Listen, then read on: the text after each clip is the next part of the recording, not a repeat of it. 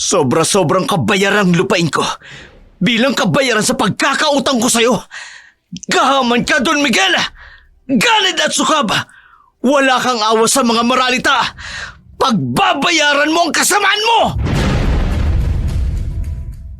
Niyura ka niya ang puri ko. Maghintay siya sa ganti ko. Sisiguraduhin kong dudurugin ko siya ng pinong-pino sa mga kamay ko. Higit pa sa pagyuyurak niya sa pagkatao ko. Walang sino man ang maaaring kumalaban sa akin. Ang sino mang sumuway sa akin ay mananagot ng mahal. Dahil sa lugar na ito, ang boses ko, ang batas!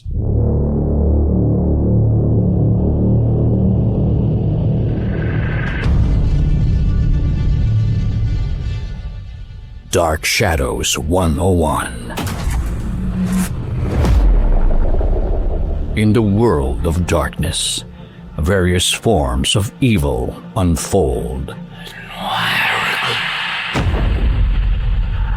A world constantly being escaped from. A world fiercely fought against. Yet amidst it all, love also blossoms. There is also laughter. Dark Shadows 101.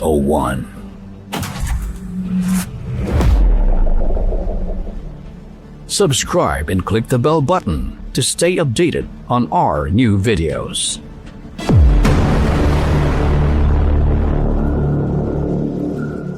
Ang palabas na ito ay rated SPG. Istriktong patnubay at gabay na magulang ang kailangan. Maaaring may maseselang tema, lingwahe, karahasan, sexual, horror o paggamit ng droga na hindi angkop sa mga bata. Magandang araw po sa inyo. Sa araw na ito, isa na namang naiibang kwento ang ating bibigyan ng buhay. Kwentong padala ng isa sa ating mga masugid na taga-subaybay. Subalit ang mga pangalan, lugar at pangyayari ay sadya naming binago upang mapangalagaan ang mga tauhang sangkot. Pero bago tayo magpatuloy, isang mahalagang paalala lamang po. Ang video na ito, eksklusibong pag-aari ng Dark Shadow 101. Uragon Creator. Mahigpit na ipinagbabawal ang pag-re-upload o paggamit nito sa ibang channel ng walang pahintulot namin. Maari po kasing ang channel na nagnakaw ng aming mga video. Isa po sa pangalan ng channel na nagnanakaw ng aming video ay mga kwentong kababalaghan at lisaso. Kung ang sino man po ang nasa likod ng channel na ito ay haharap sa agarang copyright strike at posibleng permanenteng pagbura ng kanilang channel.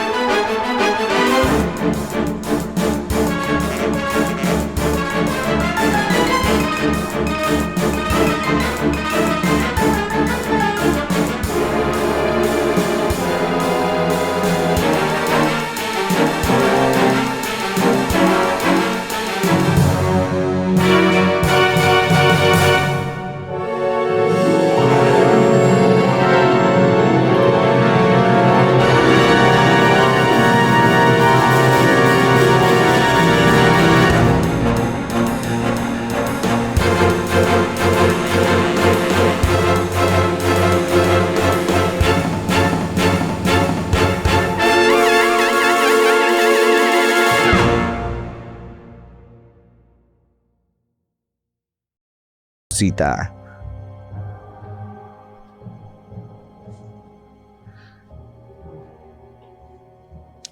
Dennis, gumising ka na dyan. Dennis, ano ba? Tanghali na. Bumangon ka na dyan. Ano ba, Rosita? Hayaan mo lang muna ako. Anong hayaan? Tanghali na. Kailangan mo nang bumangon. Para makapagsimula ka ng mag-araro. Masama ang pakiramdam ko eh. Tsaka masakit ang ulo ko kaya hayaan mo muna ako. Paano hindi sasakit ang ulo mo? Magdamag kang uminom. Mabuti na lang inihatid ka rito ni paring Mio. Nagkayayaan lang kami magkaibigan. Yung napagbentahan ng kopra, may tira pa ba? Anak ng tinapa. Naku, wala na. Naubos na. Ubus na? Dennis naman. Paano na ngayon yan? Malaki na ang utang natin sa kumprada. May utang pa tayo sa tindahan. Hindi, babayaran ko naman. Huwag ka mag-alala. Ilang beses mo nang sinabi yan eh. Pero sa halip na ipangbayad mo ng utang ang benta ng kopra, pati na rin ang mga gulay, pinang-iinom mo at pinagsusugal mo lang. Kaya ang siste, heto, baon sa utang. Tama na nga, Rosita. Hayaan mo ako sa diskarte ko. Alam ko yung ginagawa ko. Ewan ko sa'yo. Hindi ko na alam kung anong dapat kong gawin sa'yo. Puro ka nalang sugal at inom. Nakakapagod na. Oh, saan ka pupunta? Aalis. Didiskarte ng pera para may makain tayo mamayang hapunan. Abot, walang haya. Nilayasan ako ni Rosita. Pagtimpla mo muna ako ng kape! Rosita! Hoy! Pero kahit anong tawag ni Dennis, hindi na bumalik si Rosita sa loob ng kanilang bahay. Tuloy-tuloy lamang ito sa paglalakad. Hindi naman ganoon ang takbo ng buhay nila noon. Masipag si Dennis noon, ngunit nang pumanaw ang kanyang mga magulang, siya na ang pinamahala ng lupain. Nagsimula na rin siyang maging gastador, lasenggo at sugarol. Madalas ito ang dahilan ng kanilang pag-aaway ng mag-asawa. Samantala, dumiretso si Rosita sa bagsakan ng gulay at prutas upang magtinda.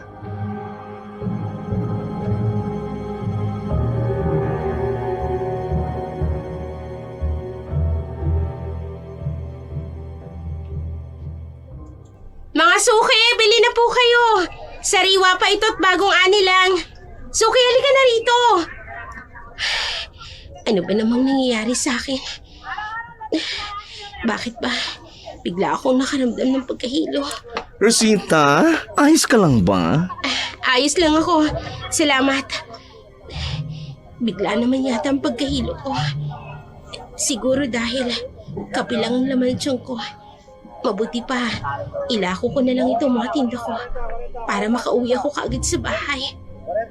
Rosita, ilalako mo ba yung mga tinda mo? Baka pwede ako sumama. Sige, mas mabuti na rin yun para may kausap ako habang naglalako. Inilako ni Rosita ang kanyang mga gulay kasama ang isa pang nagtitinda. Sa awa ng Diyos, naubos niya ang lahat ng paninda. Kaya naman, matapos niyang bilhin ang mga pangunahing pangangailangan para sa kanilang bahay, agad siyang umuwi. Pagdating niya roon, nadatnan niya si Dennis na mahimbing pa ring natutulog at humihilik.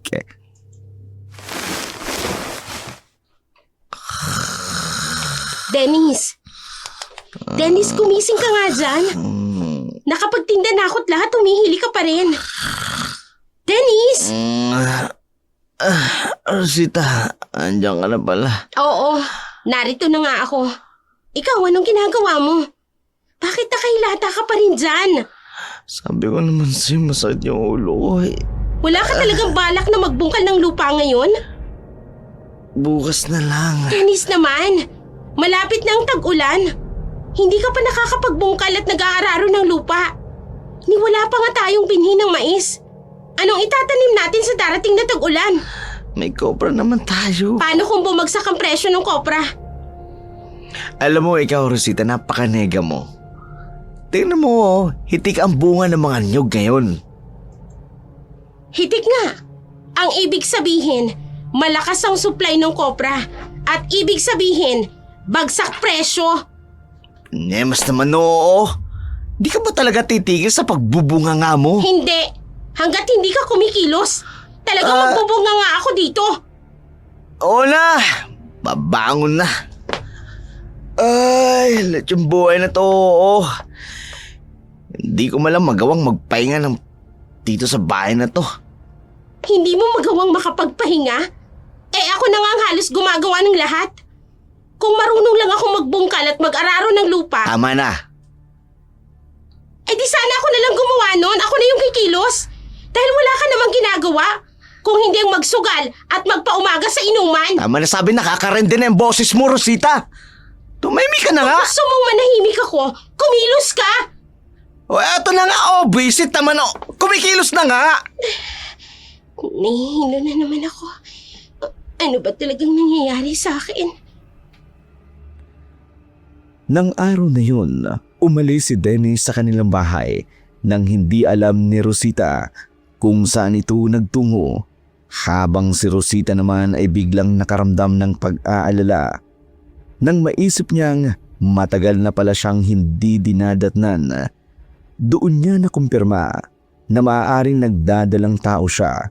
Ngunit dahil sa sitwasyon nilang mag-asawa, mas pinili niyang ilihim ito kay Dennis. Samantala, si Dennis naman, sa halip na magbungkal ng lupa ng kanilang sakahan, nagtungo sa sabuhan at nauwi pa sa inuman.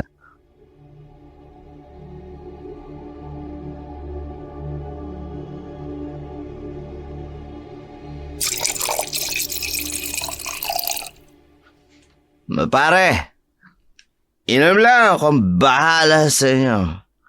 Talaga pare. Pero mukhang malaki na ang talo mo kanina sa sabong. Huwag kayong mag-alala.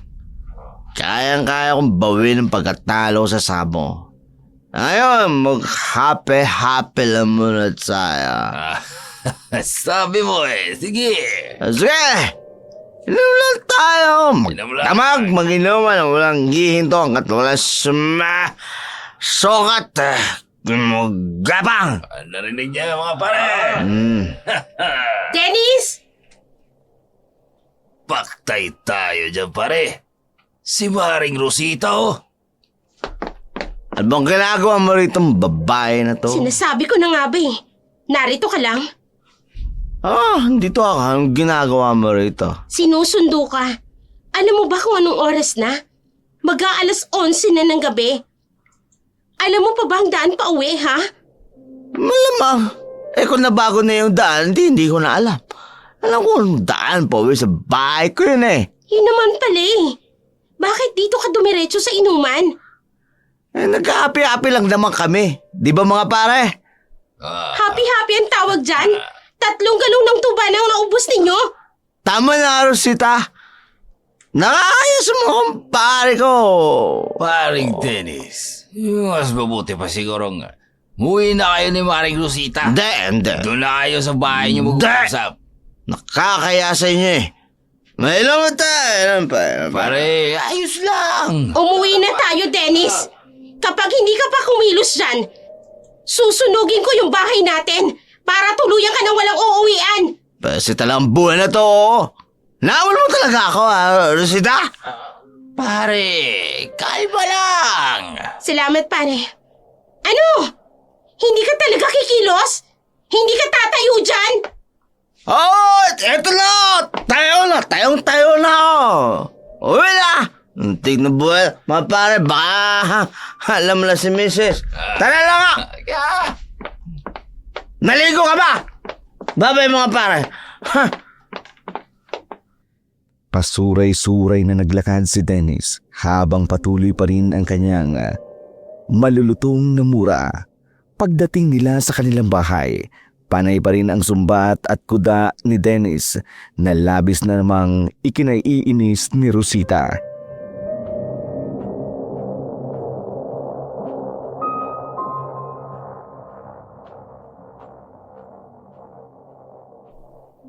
Alam mo bang nakakaya yung ginawa mo kanina, Rosita? Pasalamat ka! Nasa harapan tayo ng mga kainuman ko, hindi ba tinamaan ka sa akin? At ikaw pa talagang may ganang manakit?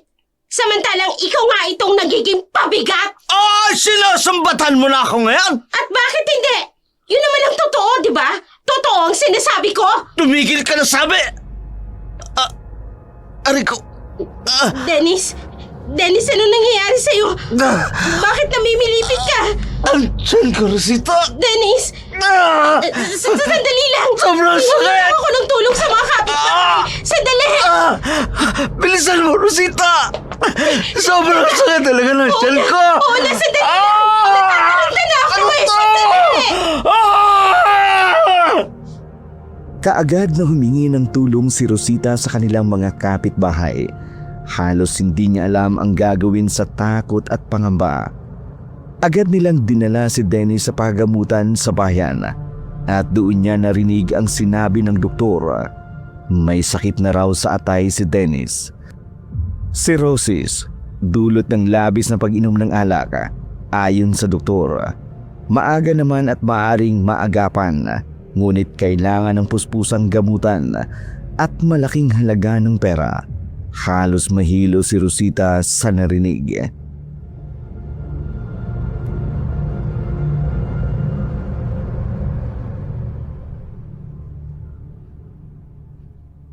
Paano na ngayon to, Dennis? Ayoko pang mamatay, Rosita. Gagawa ko ng paraan para maipagamot ang sarili ko. Anong paraan naman? Ito na nga bang sinasabi ko eh. Matagal ko nang sinasabi sa'yo, tigilan mo na yung pag-iinom. Pero ang tigas-tigas ng ulo mo. Huwag mo na akong sisihin pa, Rosita. Narito ako at maghanap ako ng ahente ng lupa. Para saan? Magbebenta ako ng lupa, Rosita. Dennis, nahihibang ka na ba? Itong lupa na lang na ito ang pinagkukunan natin ng pangangailangan natin. Tapos ibebenta mo? Ano gusto mo mangyari? Tuluyan akong mamatay? Hindi naman sa ganun. Mag-isip na lang tayo ng ibang paraan. Yung matutustusan ng pagpapagamot mo. Basta wag mo lang gagalawin itong lupa. Hindi ko naman ibebenta lahat. Yung sa kabilang ibayo lang. Kahit na. Mag-isip na lang tayo ng ibang pwedeng pagkukunan ng pera. Bakit mo ba ako pinakikialaman? Lupa naman ito ng mga magulang ko. At ano ako, Dennis? Asawa mo ko? Iniisip ko lang ang kinabukasan natin. Paano kung magkaroon na tayo ng anak? Paano natin siya bubuhayin, ha? Tumigil ka na nga, Rosita. Ang tagal na panahon na nating kasal. Pero hindi ka pa naman nabubuntis. At sa tingin mo ba mas mahalaga sa akin yan ngayon? Ngayong buhay ko yung nanganganib. Kung nakinig ka lang sana sa akin, edi sana wala tayong ganitong problema ngayon. Basta magbebenta ako ng lupa. Dennis naman, mas makukompromiso lang tayo niyan. At ang buhay ko, Rosita, ayos lang sa'yo na makompromiso. Di yan ang ibig kong sabihin. Naging ugat ng malaking pagtatalo ni na Rosita at ng kanyang asawa ang usapin kung saan kukuha ng pera para sa pagpapagamot kay Dennis. Tutol si Rosita na ibenta ang kalahati ng kanilang sinasakang lupa. Kaya't lalo pang nagulo ang kanilang pagsasama sa mga sumunod na araw.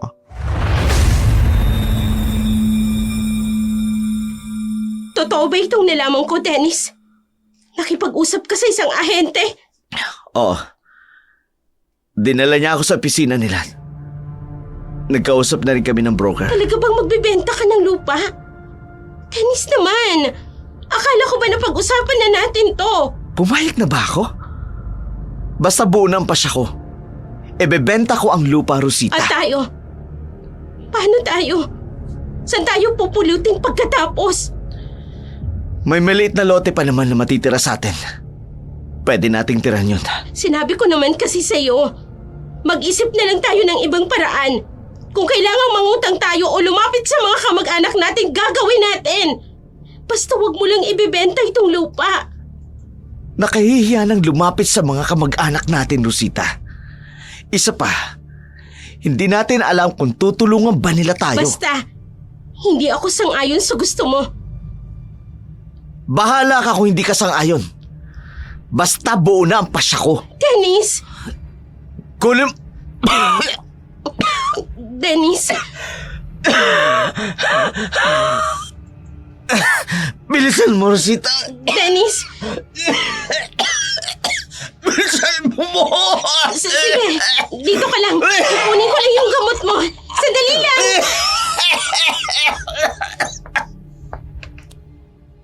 Mas lalong lumala ang kalagayan ni Dennis sa bawat araw na lumilipas. Kaya't kahit paano'y nagsimula ng mag-alala si Rosita sa kanyang asawa. Gayunpaman, hati pa rin ang kanyang damdamin sa kagustuhan nitong ibenta ang kanilang lupa dahil para kay Rosita, maaari pa naman silang makahanap ng ibang paraan. Samantala, nagkaroon ng kaguluhan sa kabilang baryo kung saan nakatira ang pinsan ni Rosita na si Eradisa. Dessa, anong nangyari? Bakit napasugod ka dito sa bahay? Rosita, Kumalma ka muna. Halika, maupo ka rito. Ikukuha kita ng tubig. salamat, Rosita. Heto, uminom ka muna. Pwede mo bang sabihin sa akin kung ano nangyari? Bakit bigla ka napasugod dito? May mga taong nagpunta sa sakahan namin. May mga kasama sila mga taga-barangay. Pinilit kaming paalisin sa lupang sinasaka namin at inaangkin nilang lupa namin, Rosita. Paano nangyari yun? Hawak niyo naman ang titulo ng lupa niyo, hindi ba? Hindi ko rin alam na may hawak silang dokumento. Nagsasabing sa kanila daw ang lupang sinasaka namin. Rosita, hindi ko alam ang gagawin ko. Pati mga kalabaw at iba pa naming mga hayop. Kinuha na rin nila. Ang sasama naman ng mga taong yun. Diyos ko, ang asawa mo, nasan? Binugbog nila si Javier. Ano? Pero ligtas na siya. Tinulungan kami ng mga kapitbahay namin para madala siya sa lugar na ligtas. Nagreklamo na ba kayo sa mga pulis? Wala naman silang aksyon eh. Sinabi lang nila na titingnan nila kung ano magagawa nila. Wala silang karapatang gawin ang lahat ng yun sa inyo.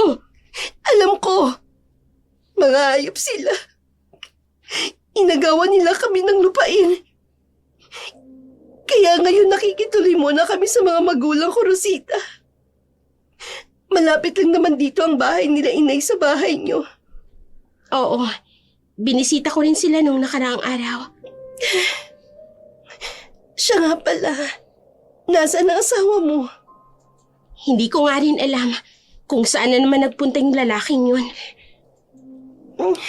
Rosita, ayos ka lang ba? Ha? Oo naman. Bakit mo natanong? Namumutla ka kasi. At parang namamayat ka rin. Buntis ako, Dessa. Talaga, pinsan? Ay, mabuti naman kung ganun. Hindi ba matagal yun ang pangarap ni Dennis na magkaanak? Bakit? May problema ba, Rosita? Hindi ko pa sinasabi kay Dennis. Ha? Bakit? Nag-iba na kasi ang ugali ni Dennis. Naging lasenggo. Parang wala nang pakialam sa pamilya niya. Ayun, nagkasakit dahil sa labis na bisyo. At balak niya rin ibenta tong lupain namin para sa pagpapagamot niya. Diyos ko, problema nga yan. Pero kailangan mo pa rin sabihin sa kanya, Rosita. Karapatan niyang malaman dahil asawa mo siya. Yun naman talaga ang gagawin ko. Pero nung nagpahiwatig ako sa kanya na paano kung buntis ako, ang sagot niya, hindi raw yun mahalaga sa ngayon. Ano? Naging mahaba ang pag-uusap ng magpinsan tungkol sa pagbubuntis ni Rosita at hinggil na rin sa taong umaangkin ng kanilang lupain.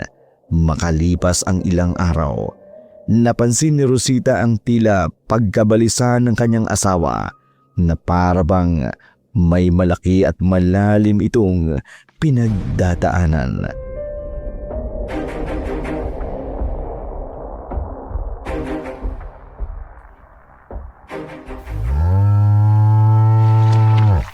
Dennis! Sumilong ka na muna doon sa lilim ng puno ng mangga. Mainit na rito, oh. Hayaan mo na lang ako dito, Rosita. Ano bang nangyayari sa'yo? Dennis, bakit babalisa ka? Hindi ka rin kumakain sa tamang oras. Alam mo namang may sakit ka. Kaya ko ang init ng araw. Kaya pwede ba, pabayaan mo muna ako? Hindi ka na talaga makausap ng maayos? Dito! Ito ang boundary ng lupa namin! Sa amin to! Sila paring ni Yuyu na. Anong ginagawa nila? Nagsusorbe sila ng boundary ng lupa. Pero bakit pinapasok nila ang boundary ng lupa natin? Hindi ko alam. Ang mabuti pa, lapitan natin sila. Sige, tayo na. Pare! Pare, anong ibig sabihin nito? Nagsasurvey kami ng boundary ng lupa namin, pare. Pero pinapasok niyo yung boundary ng lupa namin.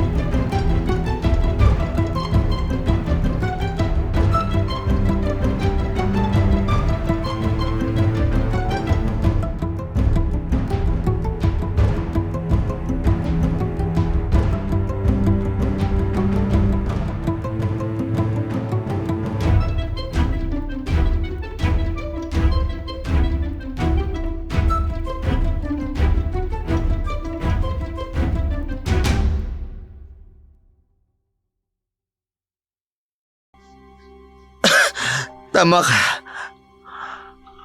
Pero hindi ko naman akalain na may sakit na pala ako. Kahit pa! Nangutang ka na wala akong alam. Ano bang tingin mo sa akin dito sa bahay, ha? Tau-tauhan sa posporo? Sabi ng tama na eh. Ang problema natin ngayon kung paano natin maaayos at makukuha ang kinamkam na lupa sa atin ni Mio. Gagong yun. Dinuring kong kaibigan pero tatablayin pala ako. Magpapasorbay tayo sa lupa. Panibagong gastos na naman. Paano ang gamot mo? Ang pagkakautang na meron ka? Dennis, Baon na tayo sa problema! Huwag mo na nga ako sisihin! Ang dami-dami ng problema! Ang ingay-ingay mo pa! Paano hindi ako mag-iingay? Kung puro problema na lang ang dala mo sa bahay na to! Sinampal mo ako? Oo! Na magtigil na yung pagbubunganga mo! Dahil kapag hindi ka tumigil, hindi lang sampal ang aabutin mo sa akin! Walang iya ka! Manahimik ka! Ibebenta ko ang 2 kalabaw natin! At yung inaalagaan mo mga baboy! Dennis, hindi ako papayag. Wag na wag mong idadama yung mga biik. Magdadalawang buwan pa lang yun. Kailangan natin ng pera, Rosita. Kaya wag mo kong susubukang pigilan.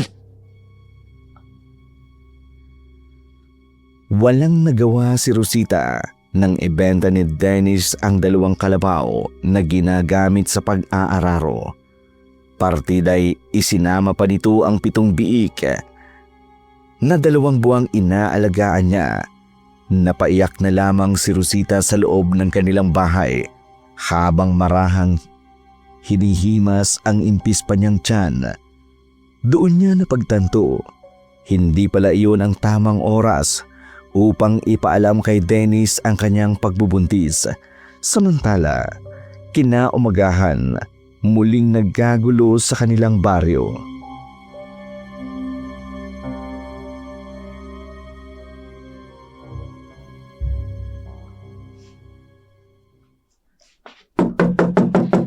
Sandali lang! Sino bang... Dessa, ikaw pala pinsan. Halika, pasok ka na muna dito sa loob. Ay, salamat. Ano bang atin? Ang aga mo yatang sumugo dito sa bahay. Rosita, may nabalitaan kasi ako. Tungkol saan? Yung ibang magsasaka, nakaratig bahay nila inay. Yung alaga nilang mga hayop, pinagpapatay. Ano? Diyos ko, sino namang lapastangan ang gumawa nun? Ang sabi-sabi, may mga tao raw na pumunta sa bahay nila, mga armado.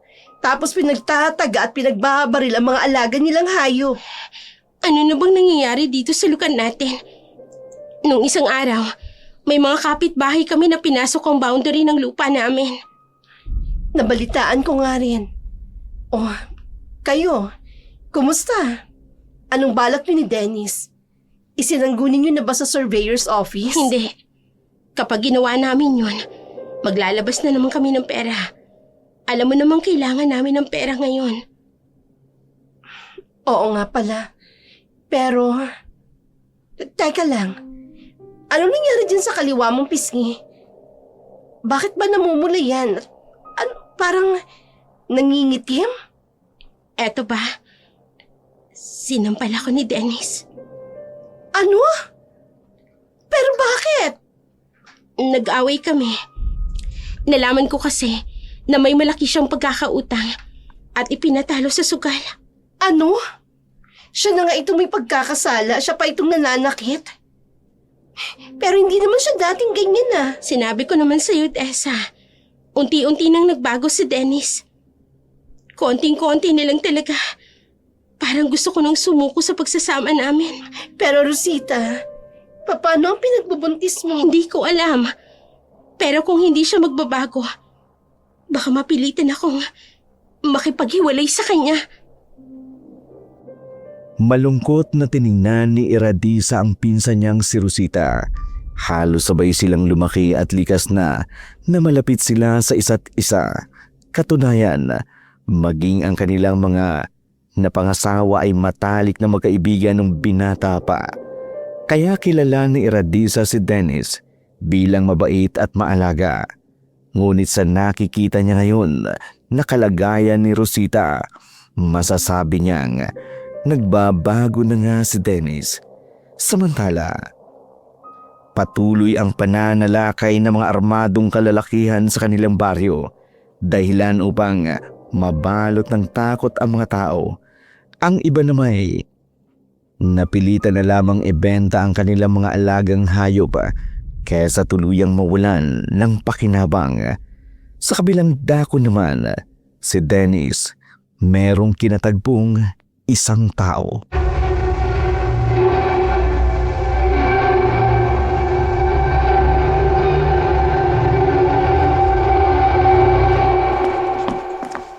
Kumusta, Dennis?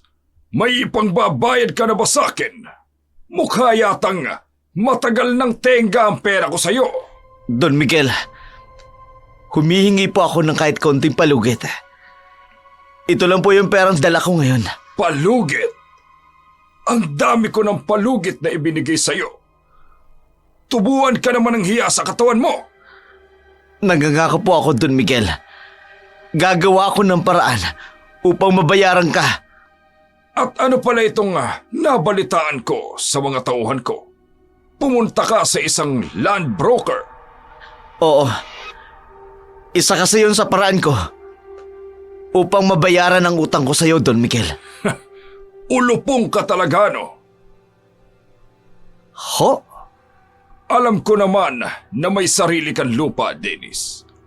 Kaya kung hindi mo kayang bayaran ako ng cash at ng interes ng utang mo sa akin, iilitin ko ang lupa mo. Don Miguel, wag naman po sana. May sakit po ako at kailangan ko ng pera para sa check-up at sa gamot ko. Tingin mo, may pakialam ako. Timyong, kunin mo ang pera ng tarantadong ito at itapon mo siya sa labas pagkatapos. Don Miguel, parang awan nyo na. Huwag niyo po itong gawin sa akin. May sakit po ako at kailangan ko ng pera. Humihingi ako sa inyo ng palugit pa. Lumayas ka na, Dennis. Kung ayaw mong mas malala pa dyan, ang abutin mo sa akin. Hindi nakapalag si Dennis nang itulak siya palabas ng isa sa mga tauhan ni Don Miguel. Malakas ang ulan, tila ba bubuhos ito kasabay ng malakas na bugso ng hangin. Naluha si Dennis dahil sa nangyari. Hindi niya alam kung paanong mababayaran ang utang sa malupit na si Don Miguel. Kilala ang matandang Don bilang isang bayolente. Walang pinipiling biktima. Kaya alam ni Dennis, kung hindi siya makababayad, baka maaga siyang mabawian ng buhay.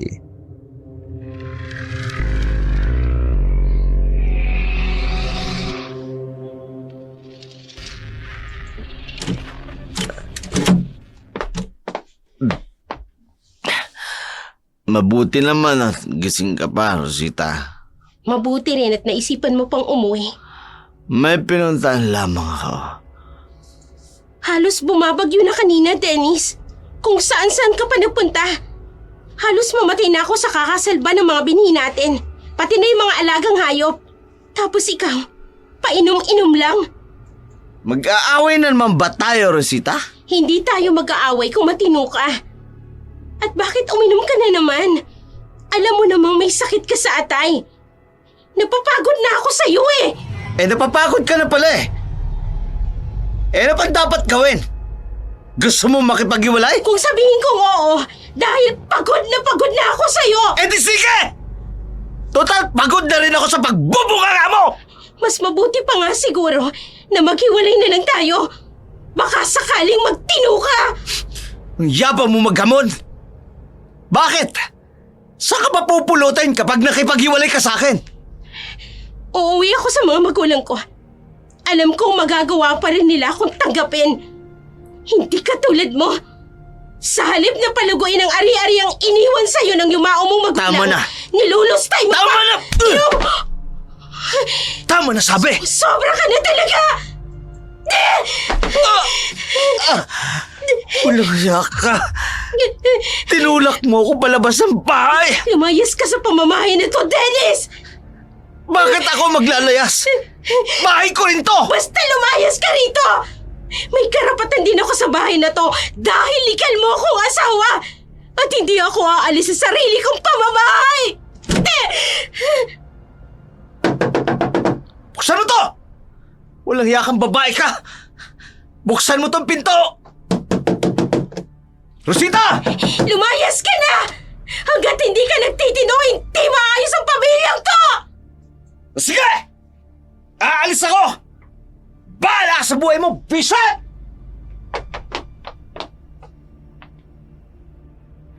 Mahinang napahugulhul sa loob ng kanilang bahay si Rosita. Hindi niya akalain na ang maliit na pamilyang sinimulan nila ni Dennis mauuwi sa ganong pangyayari. Kinabukasan, maagang nagising si Rosita. Wala si Dennis, marahil umalis na nga ito at pumunta sa kung saan. Kaya naman, walang ibang choice si Rosita kundi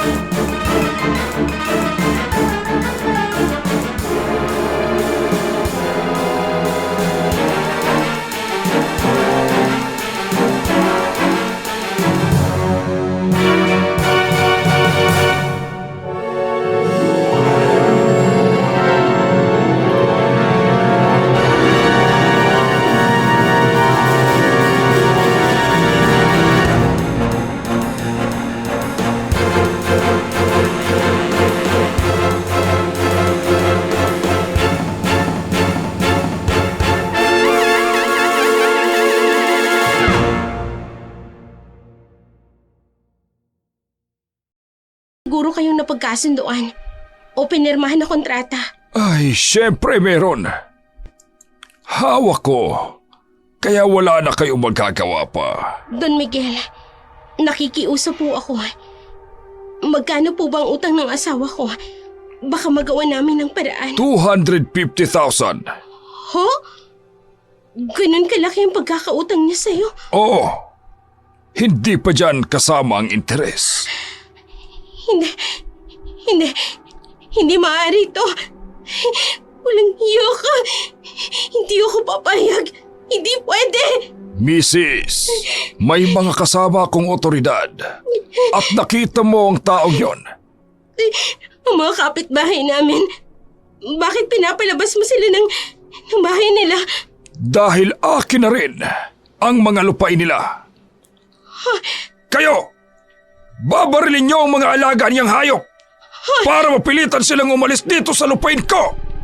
Sirain niyo rin ang mga pananim nila. Hindi, huwag kang kalabaw ko! Huwag!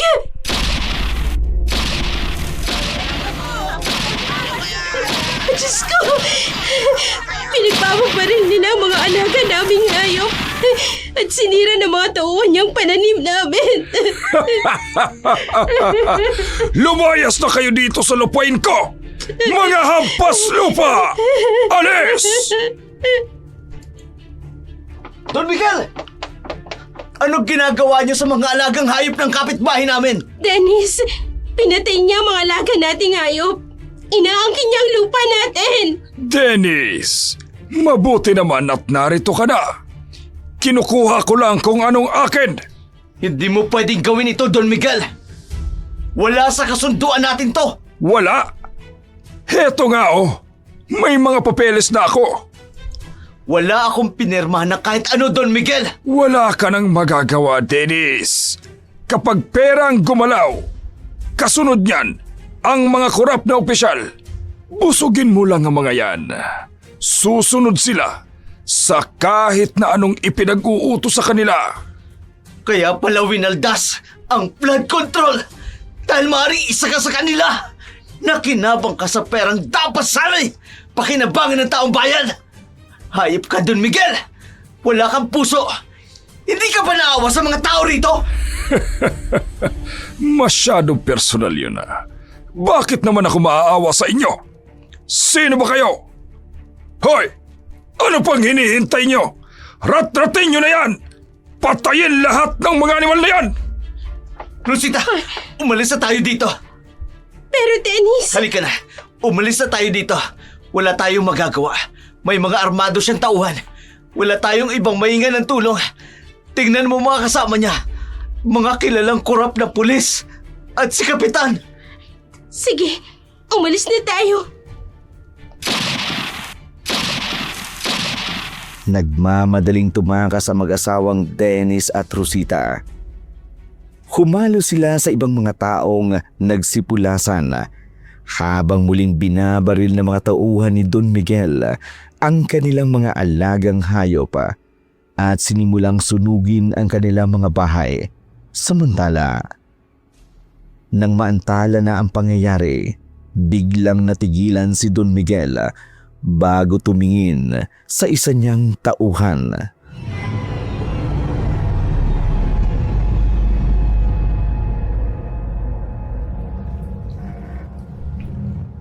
Sandali! Nasaan si Dennis at ang kanyang magandang asawa? Marahil ay tumakas na po, Don Miguel. Hindi maaari! Hanapin niyo ang mag-asawa at dalhin niyo sa akin. Hindi pwedeng takasan lang nila ako ng ganon kabilis! Ay, paano po yun? Yung ibang tumakas, Don Miguel? Wala akong pakialam sa mga yon. Ang mahalaga sa akin ay si Dennis at ang asawa niya. Sundan niyo sila. Huwag ninyong hayaan tuluyang makatakas. Kapag nahanap ninyo, dalhin ninyo sa bodega ko. Masusunod po, Don Miguel. Bilisan ninyo ang kilos niyo! Nagmamadaling umalis ang mga tauhan ni Don Miguel upang hanapin ang mag-asawang Dennis at Rosita. Samantala, si Don Miguel naman nagtungo sa bodega kung saan sinabi niya ang kanyang mga plano. Sa kabilang dako, pagod na huminto ang mag-asawang Dennis at Rosita. Inisip na hindi sila susundan ni Don Miguel, ngunit ganun na lamang ang kanilang pagkabigla nang biglang pinalibutan sila ng armadong mga tauhan ni Don Miguel. Dinala sa bodega kung saan naroroon ang matandang Don.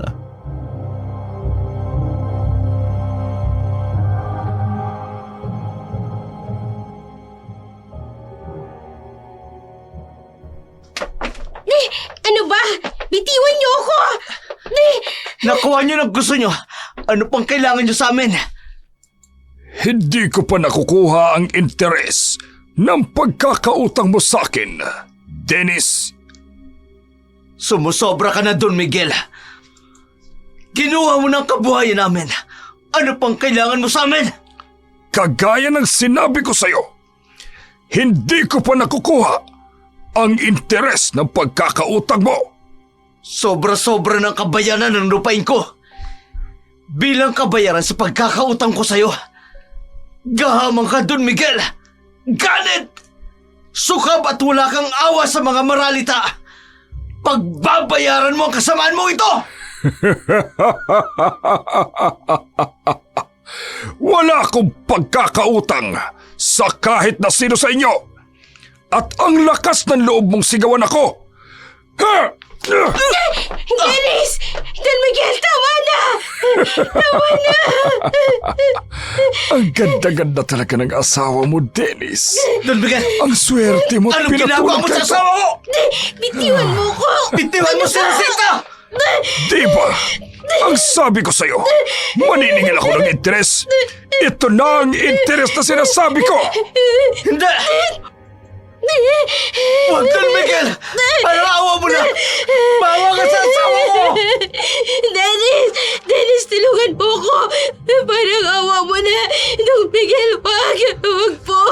Bitiwan niyo ako! Ano ba? Huwag kang mag-alala. Masasarapan ka naman sa gagawin ko. Ihiga niyo yan sa papagyabayan! Ikapos niyo lang si Dennis! Ang kinarap ko sa samin! Gusto ko makita niya at mapanood niya kung paano ko pagsawaan ang asawa niya! Miguel! Papatay kita, ayop ka! Sisimulan ko na ang paningin ko sa interes ko, Dennis! Yeah! Huwag mo gawin sa akin to! Panahawan niyo na! Don Miguel! Diyos ka, tulungan niyo po ako! Don Miguel! Nagmamakawa ako! Huwag mo gawin niya sa asawa ko!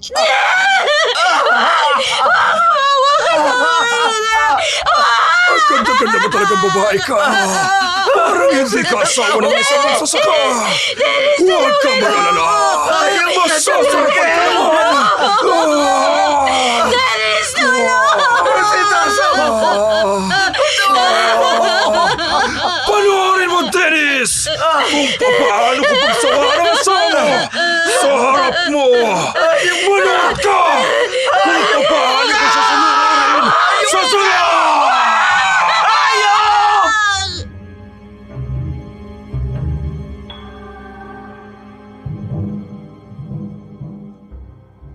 Paulit-ulit na pinagsamantalahan si Rosita sa harapan ni Dennis. Walang magawa ang lalaki dahil hawak siya ng mga tauhan ng malupit na don habang may nakatutok ding baril sa kanyang ulo at kay Rosita.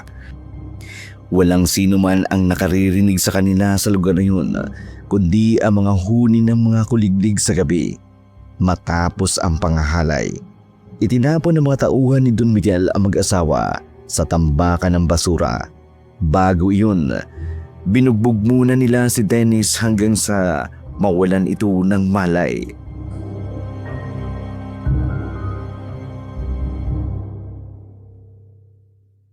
Tulong! Babagin, sugatan ka. Ay, sandali at tutulungan kita. Parang awa mo na. Tulungan mo kami. Tutulungan kita. Huwag ka mag-alala. Ligtas ka. Halika, kumapit ka sa akin. Isasakay kita sa aking kariton. Maraming salamat po. Napakawalang hiya ng taong may gawa dito sa'yo. Kinakailangan niya pagbayarin ang kasamaan niyang ito.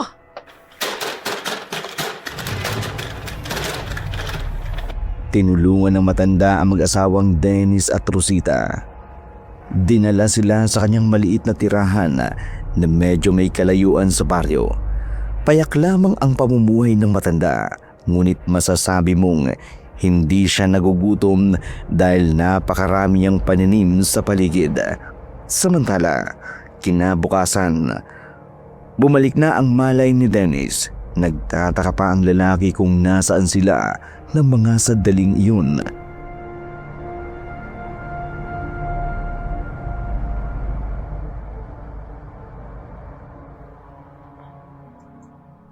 Nasaan ako? Ay, gising ka na pala. Sino ho kayo? Nasaan ho ako? Ang asawa ko. Nasaan si Rosita?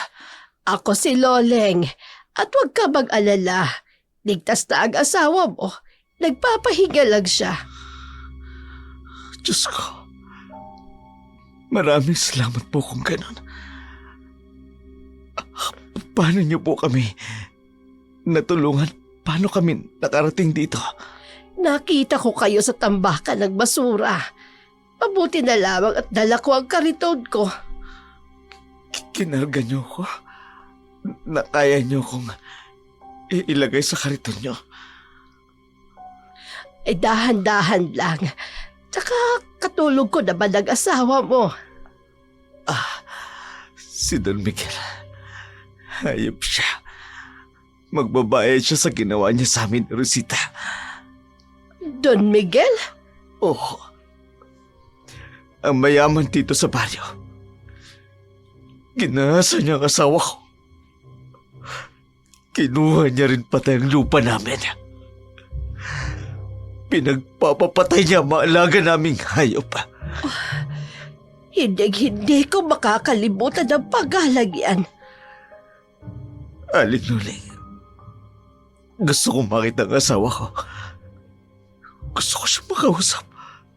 Sige, halika. Sasabahan kita sa silid na kinaroroonan niya. Salamat po. Dinala ni Loleng si Dennis sa silid kung saan naruroon si Rosita. Pagkatapos nila, doon nakita ni Dennis na nakahiga ang tulalang si Rosita. May umaagos pang mga luha sa kanyang pisngi at namugto na rin ang kanyang mga mata marahil dahil sa labis na pag-iyak. Nagpaalam naman si Loleng na magtutungo sa kusina upang maganda ng kanilang umagahan. Kaya naiwan si Dennis sa silid kasama si Rosita.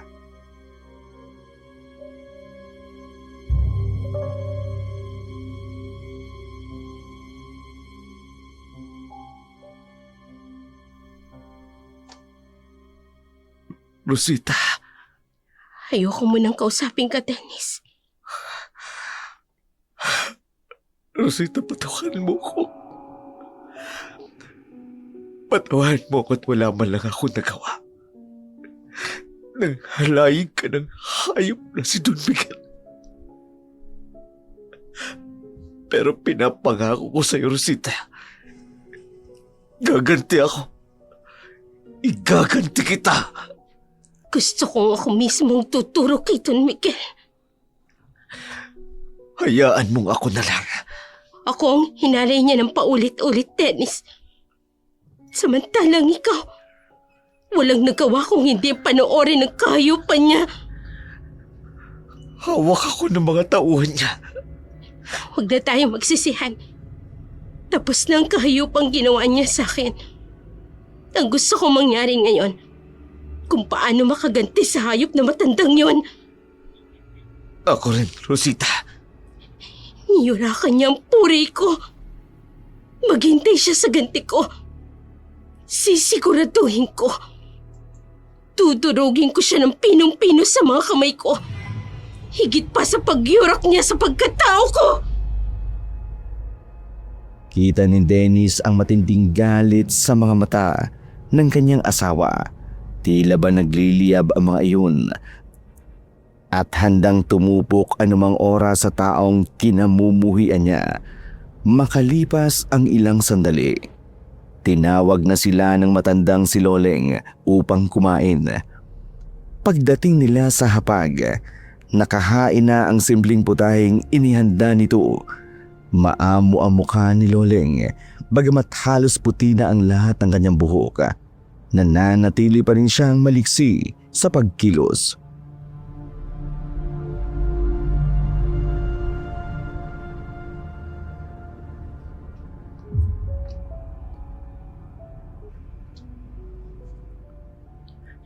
Pagpasensya nyo na ito nga pagkaing inihanda ko. Eto lang kasi ang meron ako. Kami nga po ang dapat magpasalamat sa inyo, Aling Loleng, dahil tinulungan at pinatuloy niya kami rito ng asawa ko. Rosita, ayos ka lang ba? Huwag mo kang intindihin. Pero Kailangan makabawi ng asawa mo, Dennis. Matindi ang tinamo na pinagdaanan niya. Marami ring dugo ang nawala sa kanya. Sapagkat nakunan siya. nakunan. Teka, hindi ko maunawaan. Paano Hindi mo ba alam na buntis si Rosita? buntis ka, Rosita? Hindi na mahalaga yun. Wala nang anak ko. Pero bakit di mo sinabi sa akin? Alam mo ba na buntis ka? Oo. Bala ko namang sabihin sa iyo. Pero natakot ako. Kasi parang unti-unti kang nawawala ng interes sa pamilya natin. Rosita naman. Alam kong masakit sa inyo ang nangyari. Magulang din ako. Inagrabyado ni Don Miguel. Kayo ho? Ano pong ibig niyong sabihin? Mahigit 30 taon na ang nakakalipas. Simula na gawin niya sa amin ang kahayupang yon. Ano pong ginawa sa inyo nang walang hiyang si Don Miguel? Dahil sa kanya, nawala ang kaisa-isang taong nagbibigay sa akin ng saya. Ang aking anak. Ano pong ginawa niya sa anak mo? Ginahasa at pinatay niya ang anak ko. Pinagpasapasahan nila ng kanyang mga tauhan na pinagsawaan na ay saka lang itinapon na parang basura. Katulad ng ginawa niya sa akin. Hayop siya. Demonyo. Pagpapayaran niyang kawalang hiyaan niya. Dahil sa kanya, nawala ang lahat sa akin. Pati na ang anak ko. Gagawa ako ng paraan upang pagbayarin ang hayop na si Don Miguel. May alam akong paraan. At tingin ko, ito na ang oras upang wakasan ang kademonyohan niya. Ano pong paraan? Makinig kayo. Sasabihin ko sa inyo ang paraan na naisip ko. Matamang nakikinig ang mag-asawa sa sinabi ni Loleng. Bakas na bakas ang matinding galit sa mga mata ni na Dennis at Rosita na tila ba handa silang gumawa ng kahit anong paraan upang makapagiganti lamang kay Don Miguel. Samantala, sa bahay naman ni Don...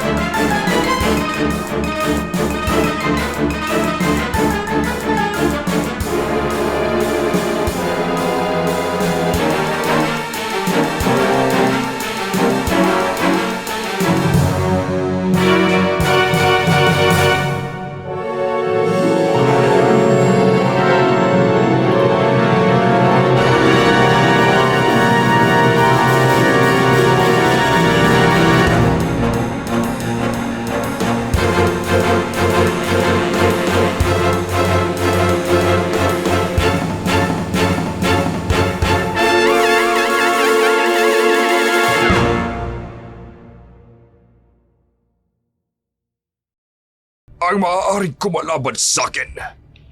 Ang sino mang susuway sa akin ay mananagot ng mahal. Dahil sa lugar na ito, ang boses ko, ang batas. Galit na ininom ng matanda ang serbesa na hawak niya. Bago nangangalit na umupo sa kanyang paboritong upuan mula...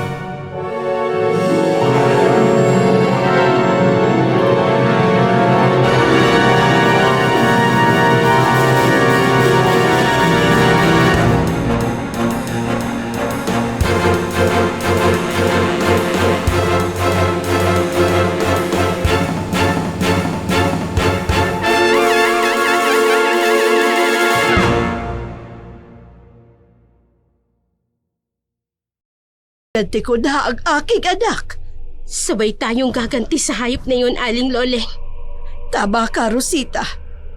Ngayon, uumpisahan ko na ang ritual at ang orasyon. Maganda kayo mag-asawa. Handang-handa na po ako, Aling Loleng. Ako rin ho, Aling Loleng. Handang-handa na. Sa ilalim ng tanglaw ng bilog na buwan, isinagawa ng matandang si Loleng ang isang kakaibang ritual. Kasabay nito, ang malakas na pag-alulong ng mga aso sa kapaligiran at mula sa magkabilang kamay ng matanda, lumabas ang makapal na itim na usok. Ipinainom niya sa mag-asawa ang dalawang maitim na butil na tila ba mga binhi. Pagkaraan noon, nawala ng malay si Dennis at Rosita.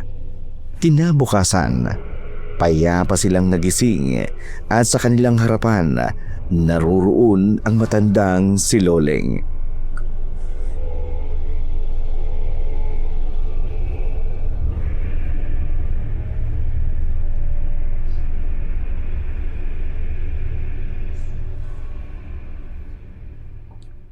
Kumusta ang pakiramdam nyo?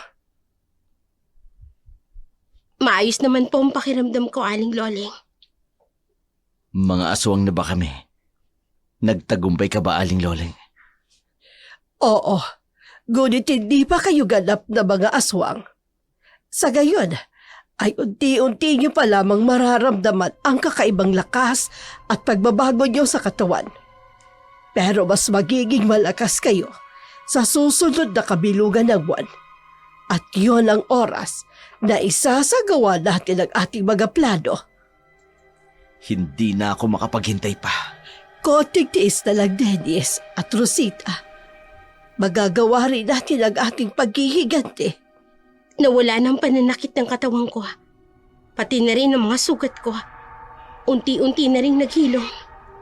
Epekto yan sa iyo ng itim na mahika na binhi ni pinagawang aswang, Rosita. Hindi ako naniniwala sa mga aswang at elemento. Noon. Pero ngayon, sa pamamagitan ninyo, Aling Loleng, buo na ang paniniwala ko. Matagal ko lang gustong maghiganti. Pero hindi ko ito magagawa ng nag-iisa. Dahil na rin sa may katandaan na ako. Huwag po kayong mag-alala. Kami ang magiging katuwang ninyo sa inyong paghihiganti.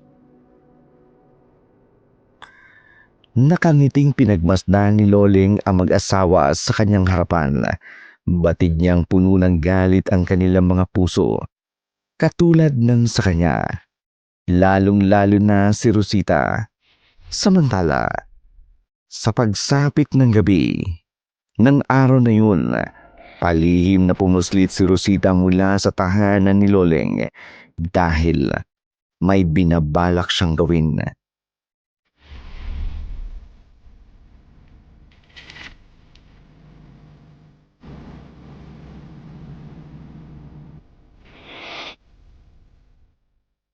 Pumasok ka na sa loob, sexy. Salamat, Pogi. Naririto ba si Don Miguel? Wala. Yung anak nilang si Sir Makoy. Bakit niyo pa ako kinuha sa bar kung wala naman pala si Don Miguel dito? Huwag kang mag-alala. Magaling din naman niya si Sir Makoy. Marami kang nagkakandara pa dyan eh. Kaya sige na, pumasok ka na. At paliligayahin mo si Sir Makoy, ha? Dahil kung hindi, sa kangkungan ka pupulutin. Huwag kang mag-alala. Ako ang bahala.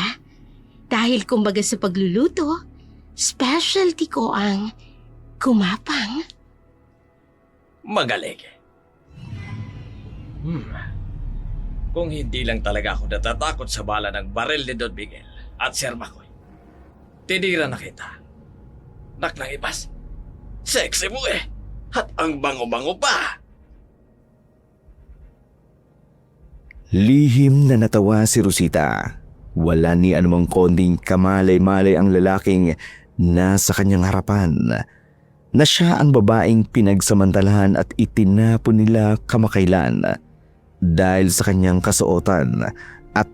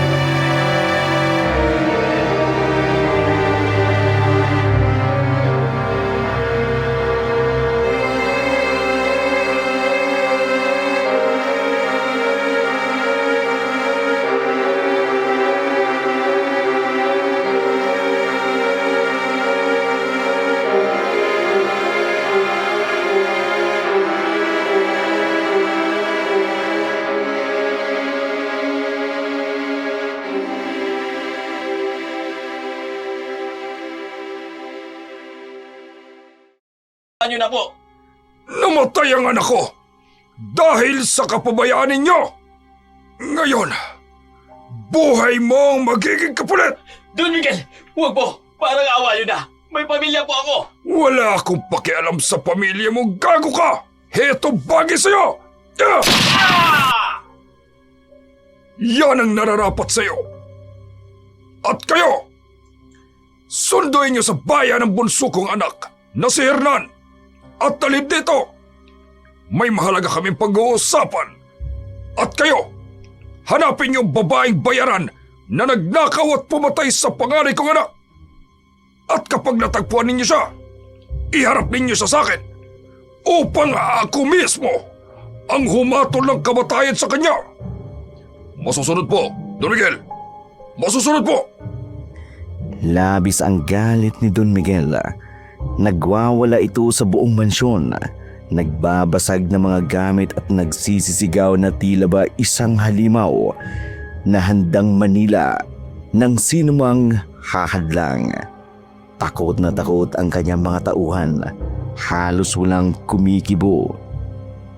Ni makalapit man lang, lalong nanlamig ang lahat ng bigla niyang barilin sa harapan mismo nila ang lalaking dapat sana'y nagbabantay sa kanyang anak na si Makoy. Ang putok ng baril ay umalingaw-ngaw sa buong mansyon, kasabay ng mga hikbi at pag-iyak ng ilang kasambahay na walang magawa kundi manginig sa takot. Samantala, sa bahay naman ni Loleng.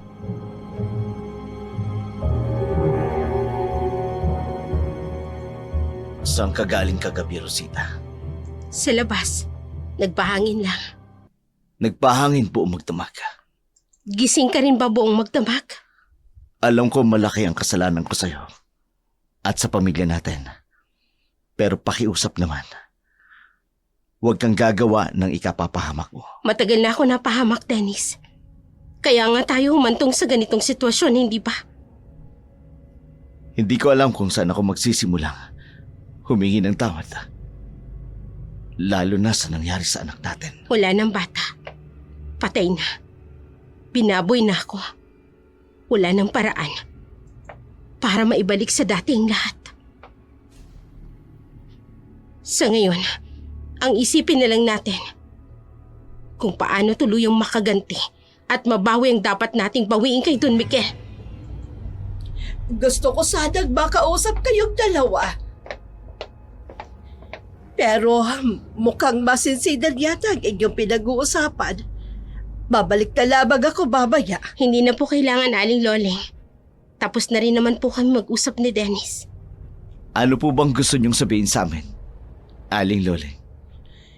Gusto ko sana nga ituro sa inyo ang tungkol sa mahalagang orasyon ng isang pagiging aswang. Magiging magandang sandata yon sa ating paglusob sa mansyon ni Don Miguel. Nakahanda po akong makinig, Aling Loleng. Kung ganon, sumunod kayo sa akin. Sige po. Lihim na pinagmasdan ni Dennis si Rosita. Ibang-iba na ang aura ng kanyang asawa. Mas lalo itong bumata at gumanda. Ngunit kapansin-pansin ang lamig ng kanyang mga mata. Wala na ang dating masigla at madaldal na Rosita. Hindi na ito pala salita na tila ba may sarili itong mundo, palaging tulala. Matapos silang turuan ni Loleng ng mga orasyon, nagpaalam na si Rosita na aalis. Gusto pa sana siyang pigilan ni Dennis, ngunit pinigilan naman siya ni Loleng. Samantala, nagtungo si Rosita sa bahay ng isa sa kanyang pinagkakatiwalaang tao.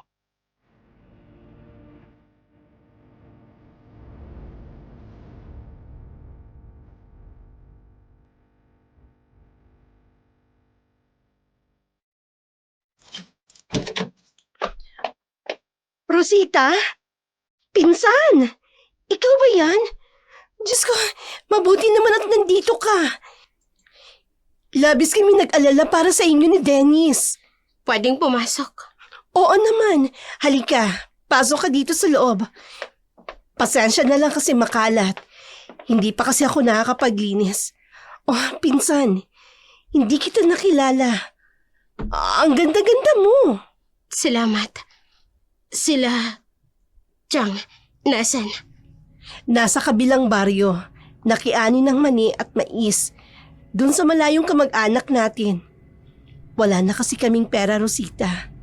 Dahil kinamkam ni Don Miguel. Ang aming lupain, alam mo naman yun. Ganun ba? Hayop talaga si Don Miguel. Oo, hindi nakapalag ang mga tao dito. Dahil wala namang pwedeng mahingian ng tulong. Hawak rin kasi ni Don Miguel ang mga korap na opisyal dito. Huwag kang mag-alala. May pera ako dito. Heto, gamitin niyo niya ni Tia para may panggastos kayo. Uy, ang laking pera nito, Rosita. Saan galing ito? At si Dennis, nasaan ang asawa mo? Nabalitaan namin ang ginawang pangahara sa inyo ni Don Miguel. Kumusta? Sinaktan ba kayo? Hindi na mahalaga yun, pinsan. Ang mahalaga ngayon, buhay ako. Sa bagay, tama ka. Saan kayo nakatira ngayon? Sa isang kakilala. Sige na, kunin mo na ang perang yan para makabili kayo ng pagkain. At huwag kang mag-alala. Magiging maayos din ang lahat. Babalik din sa dating lahat. Hindi kita maunawaan, Rosita. Kung kukunin ko ba itong perang ito, paano ka? May extra ka pa ba? Siyempre meron pa. Kaya sige na, kunin mo na ang perang yan. Kailangan ko na rin kasing umalis. Magagabi na. Ha? Ay, dito ka na maghapunan. Huwag na, pinsan. Payakap nga ako. Oh, sige. Maraming salamat sa lahat, Tessa. Napakabuti mo sa akin. Sige na, kailangan ko nang umalis. Teka, ngayon na ba? Kadarating mo lang. Sige, alis na ako. Sige, salamat dito. Malaking tulong itong binigay mo. Naguguluhang sinundan ng tingin ni Eradisa ang kanyang pinsang si Rosita. Nang makita niya ang malaking halagang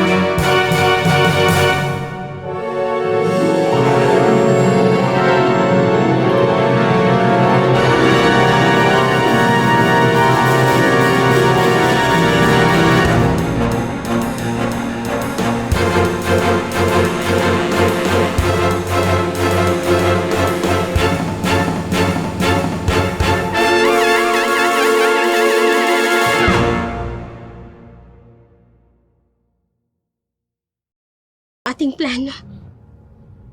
Ako rin. Aling Loling. Sa wakas, may sasakatuparan natin ang lahat ng ating balak. Kung ganon, kailangan na nating magpahinga ng maaga para sa ating pagsalakay bukas ng gabi. Taba ka, Rosita. Huwag niyo rin kaliligtaan ang lahat ng aking itiduro sa inyong mag-asawa. Hindi ko makakalimutan ang lahat ng yun, Aling Loling. Nakangiting pumasok si Rosita sa silid na inuuko pa niya kasama si Dennis. Hindi niya alintana ang pagsunod ng asawa sa kanya. Sa isip niya, sa mga sandaling yun, tanging ang matagal niyang inaasam na makaganti kay Don Miguel ang bumabalot sa kanyang damdamin. Kung naroon lang sana ito noong gabing pumasok siya sa mansyon, siguro'y napatay niya na ito. Ngunit nakuha naman niya ang collateral bilang kabayaran ang anak nitong si Makoy. Samantala, kinabukasan sa bahay ni Don Miguel. Nasaan si Hernan? Nasa kwarto po, Don Miguel. Bantayan ninyong mabuti ang bunso ko. Ayokong matulad siya kay Makoy. Hanggang ngayon pa, hindi pa rin natatagpuan ang babaeng bayaran na pumatay sa anak ko. Wala pa rin pong balita, Don Miguel. Maging ang mga pulis na bata nyo, wala pa rin pong lead. Mga walang silbi! Puro siba lang ang alam ninyo! Ang laki ng ibinabayad ko! Pero hindi nila mahanap ang pinahahanap ko! Pasensya na po, Don Miguel. Mamayang gabi, bantayan niyong mabuti ang paligid. Baka mamaya, may sumalakay na naman ng mga hampas lupa. Ang kabilang ibayo ba? Nasunog na ninyo? Pinalayas niyo na ba ang mga tao doon? Opo, Don Miguel. Mabuti. Hanggat hindi na uhuli ang pumatay sa anak ko, patuloy kong parurusahan ang mga tao sa baryong ito. Dinig sa buong mansyon ang galit ng boses ni Don Miguel na sumisigaw at bumagsak sa bawat sulok ng bahay. Nanlalamig ang mga tauhan sa bawat galaw niya. Takot na takot sa kalupitan ng matandang Don. Walang sinasanto na kahit na sino, kahit anong mali, agad niyang pinarurusahan. Samantala, sa pagsapit ng dilim, yun ang hudyat na matagal nang hinihintay ni Loleng.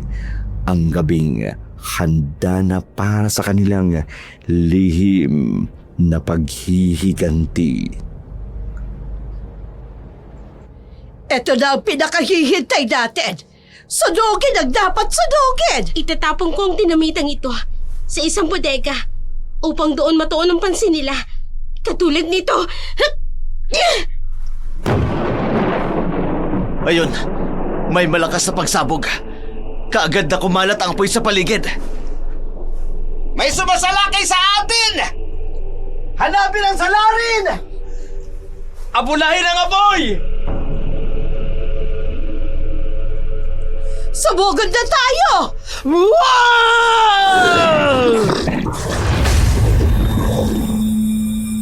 Hahanapin ko si Don Miguel. Sasamahan kita, Rosita. Huwag na. Ikaw ang pumatay. Kung sino man ang manlalaban, pakakawalan ko naman ng mga taong handang tumakas. Kung yan ang nais mo. Magpapalit ka, Don Miguel. Papatayin kita! Kaagad na nagkagulo sa paligid ng mansyon ni Don Miguel. Kabi-kabilang putukan ang maririnig at halos hindi makapaniwala si Don Miguel sa kanyang nakita. Unti-unting kumakalat ang apoy sa kapaligiran habang ang kanyang mga tauhan ay bumubulagta sa lupa, duguan at halos hindi na makagalaw. Halos hindi na makatayo ang matandang Don dahil sa labis na pagkabigla. Lalo pa siyang nahintakutan nang biglang may pumasok sa kabahayan. Isang nilalang na akala niya'y napatay niya na noon.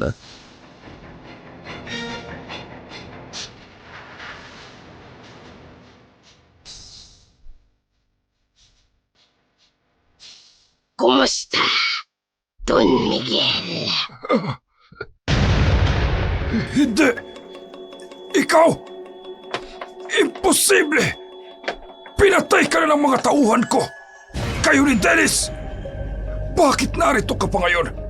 At bakit ganyan ang itsura mo? Mukha kang halimaw! Ako, mukhang halimaw. Sino sa ating dalawa ang tunay na halimaw. Ako na nilapastangan at binaboy mo.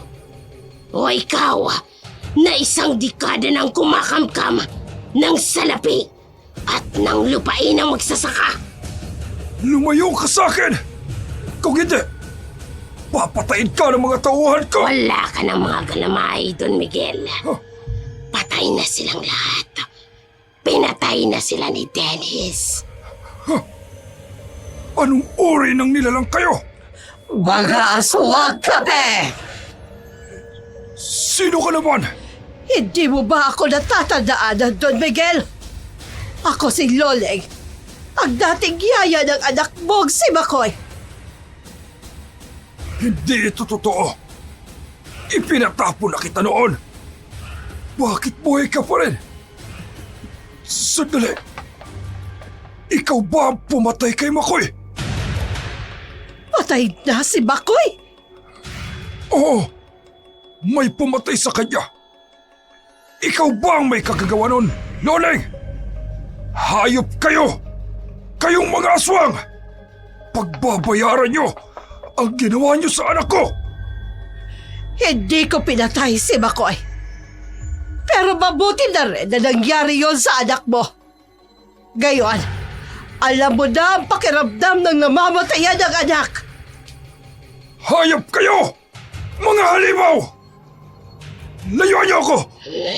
Ako, si Don Miguel, ang pinakamayaman sa baryong ito!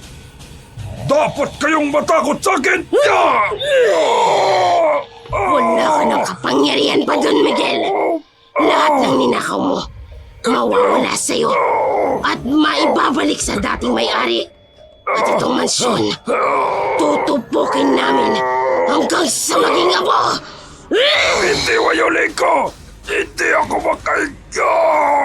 Huwag mo siyang papatayin, Rosita. Pero Aling Loleng, ito ang pinapangarap ko. Ang mapatay ang hayop na to. Mas maganda kung gagapang siya sa sakit at paghihirap. Hindi nararapat sa kanya ang mamatay na ganito kabilis. Dapat unti-unti ang kamatayan niya. Hayop kayo! Patayin niyo na lang ako! Hindi ako papayag na mga katulad niyo lamang ang makatalo sa akin! Hindi, Don Miguel. Bibigyan kita ng sumpa. Kahit ilang ulit mo manapatayin ang sarili mo, hindi ka magtatagumpay. Mananatili kang buhay at maghihirap katulad ng paghihirap namin at ng mga taong inagawan mo at inapi mo. Lalong-lalo na ang mga magsasaka. Ito na ang ganti naming mga magsasaka na inapi mo, Don Miguel. Pagmasdan mo ang kinamkam mo mula sa amin. Pagmasdan mo kung paano sila tuluyang mawawala sa'yo. Hindi ako papayag! Walang sino man ang makakatalo sa akin! Kahit kayong mga aswang pa! Hindi ako papayag! Pero talo ka na, Don Miguel. Wala ka na makagawa pa. Kahit umiyak ka pa ng dugo. Hindi ako papayag! Hindi maaari ito! Huwag niyong gawin sa akin to! Nangyari na, Don Miguel. Natatalo ka na. Tingnan mo ang mga tauhan mo. Wala na sila. Wala nang tutulong pa sa'yo. Papatayin ko kayong lahat! Bitiwan mo sabi ako! Huwag ka nang magpubiglas pa, Don Miguel. Pagmasdan mo na lamang. Kung paano unti-unting mawawala sa'yo lahat ng kayamanang ninakaw mo. Hindi! Ito ang kabayaran sa lahat ng mga kasalanan mo. Lalong-lalo na ang pagpatay mo sa anak ko. Tama na! Magbabayad kayo sa ginawa ninyo ito! Nasisiyang pinagmamasdan ni na Loleng at Rosita ang umiiyak na si Don Miguel. Kitang-kita sa mukha ng matandang Don ang pagtatalo at kawalan ng kapangyarihan. Lahat ng kanyang ari-arian ay sinunog nila. gaya ng ginawa ni Don Miguel noon sa kanilang kabuhayan. Pagkatapos, kinuha ang mga mahalagang papeles na ninakaw niya mula sa mga tao at muling ibinalik sa mga tunay na may-ari. Malaki naman ang pasasalamat ng mga magsasaka sa kanilang ginawa. Samantala, sa bahay ni Loleng,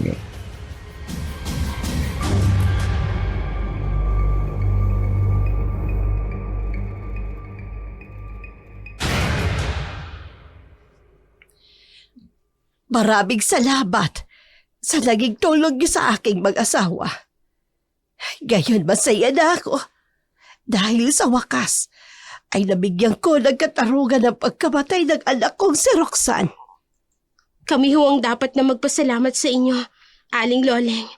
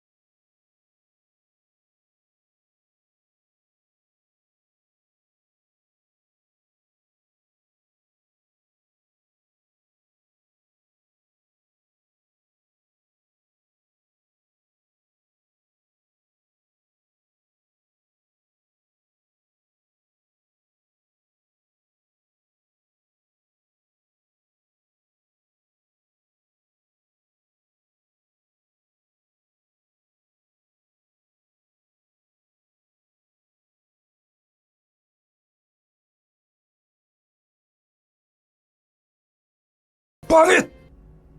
Ibalik niyo sa akin ang mga ari-arian ko! Hoy! Ikaw! Tawan kita, hindi ba? Sunugin mo ang buong baryo! Kunin mo ang mga papeles ng lupa nila! Akin yun! Akala siguro ng mga aswang na yun, naisahan nila ako. Hindi nila ako maiisahan. Ako, si Don Miguel, ang pinakamayaman sa baryong ito. Pinakamakapangyarihan at kinatatakutan. Pero sinira nila sinira ng mga aswang na yun ang lahat. Pinatay nila ang anak kong si Makoy. Ha? Sinunog nila pati ang mga ari-arian ko. Magbabayad sila lahat.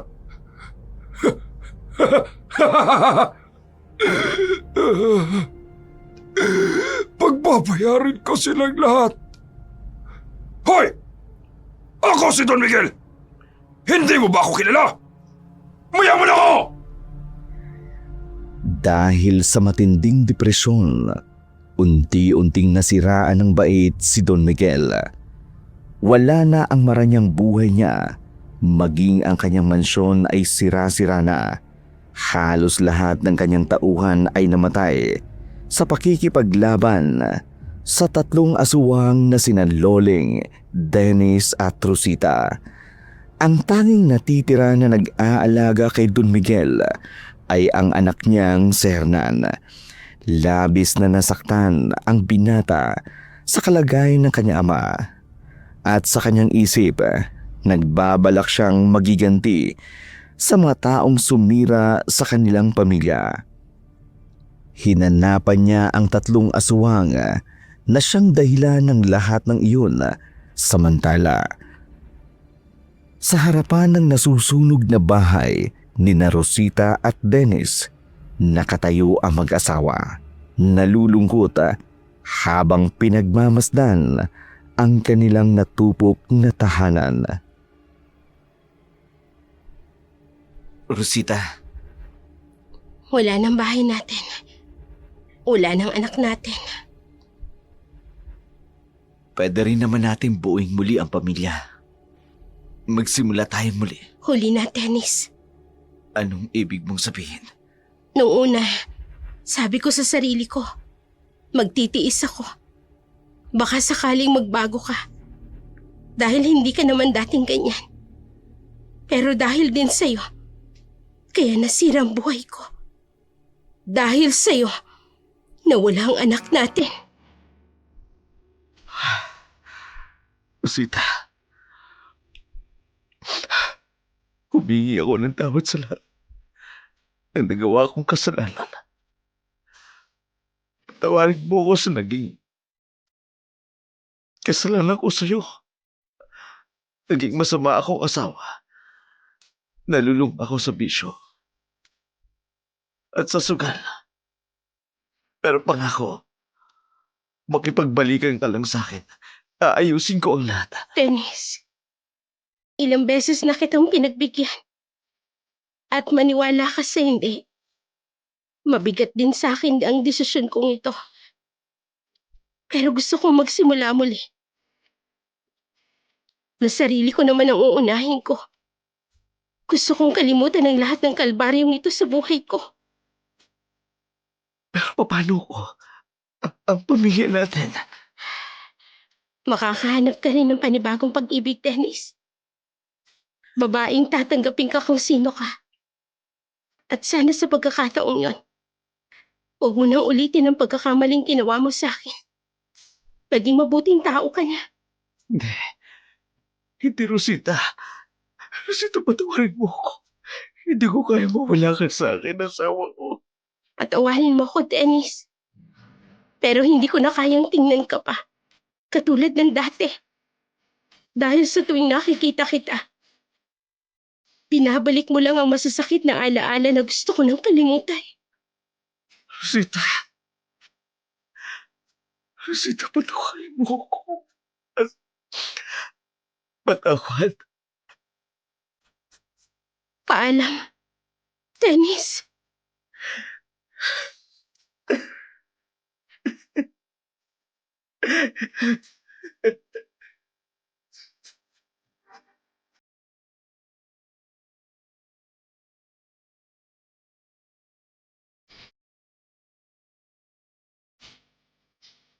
Umiiyak si Dennis dahil sa sakit sa isiping hindi niya na maaring ibalik ang dating pamilya. Alam niyang siya ang dahilan kung bakit tuluyan na iyong nasira kung hindi lang sana siya naging pabaya. At nalulung sa sugal at pag-inom, marahil hindi sasapitin, Rosita, ang nasalimuot na kalbaryong iyon. Buhay pa sana ang kanilang anak. Samantala, si Rosita naman ay bumalik sa bahay ni Loleng. Rosita, bumalik ka. Opo, Aling Loleng. Nasaan si Dennis? Bakit ikaw lang mag-isang bumalik? Gusto ko na po magbagong buhay, Aling Loleng. Kinausap ko na rin si Dennis na hindi na kami maaaring bumalik pa sa dati. Sigurado ka ba sa desisyon mo? Baka babaya ay nabibigla ka lang. Sigurado na po ako. Mahal ko po si Dennis. Pero hindi ko po magagawang makausap kung nakikita ko ang dahilan kung bakit sinapit ko ito. Pareho kayong biktima ng kasamaan ni Don Miguel. Pero ang tao ay may kanya-kanyang uri kung paano makalimot. Roxanne po. Oh, anong ibig mong sabihin? Simula po sa araw na to, Aling Lole, pwede ko bang gamitin ang pangalan ng anak mo at mamuhay sa katauhan niya? Rosita, oo naman. Alam ko kung nasan man ngayon si Roxanne. Matutuwa siya. Dahil isa kang mabuting tao, Rosita. Simula po ngayon, Ako na po si Roxanne. Aalis po tayo sa lugar na to, Aling Loleng. Lilipat po tayo ng ibang lugar. At doon, pagsisimulang muli. Matapos magpaalam ni Rosita sa kanyang pinsang si Eradisa, umalis na nga si Loling sa baryo. Gamit ang malaking halagang nakuha niya noon sa mansyon ni Don Miguel. Namuhay sila ni Loleng na masagana at payapa. Samantalang si Dennis naman, nagsimulang mamuhay na mag-isa. Simulan niyang palaguin ang kanilang lupain.